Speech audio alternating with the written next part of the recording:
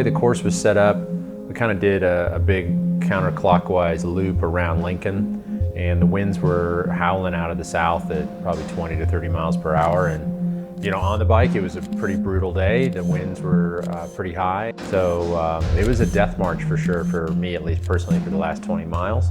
From a race situation, Brian Jensen and Neil Shirley, they were clearly on a different level. Nobody was going to touch those guys. So that last 29 miles, especially the last 4 miles back into that raging headwind, back to the finish, was pretty torturous, and I certainly felt like I was going backwards. Yeah, it was a great day out there in the Nebraska cornfields, seeing lots of small, funky little towns and dirt road type experience that we don't get out my way, which was really fun to be a part of. The heat, the humidity, the wind were tough for me being from Northern California. I have a hard time with heat, and so it got to me pretty quickly, and I started suffering and got popped out of the front group pretty early on, and was by myself for a little bit, and that's when the demons start taking over in the head. The mud at Kansas made it a completely different beast, but heat is equally hard for me too, so.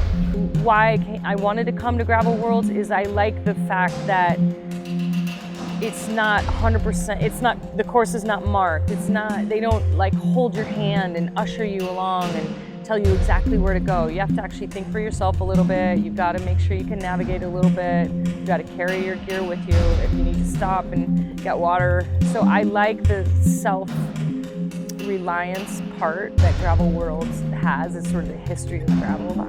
It takes me back to my roots a little bit of adventure racing and kind of taking care of yourself. Yeah, I was really excited it was over.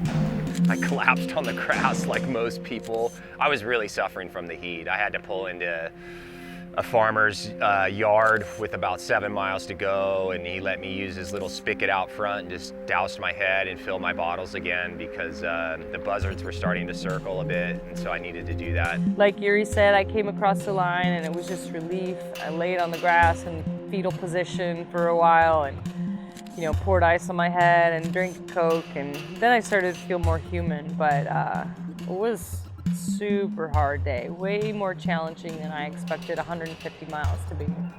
When you see literally world-class athletes like Rebecca Rusch just prostrate at the end of the race, laying face down in the grass, it's pretty telling as to how tough it is.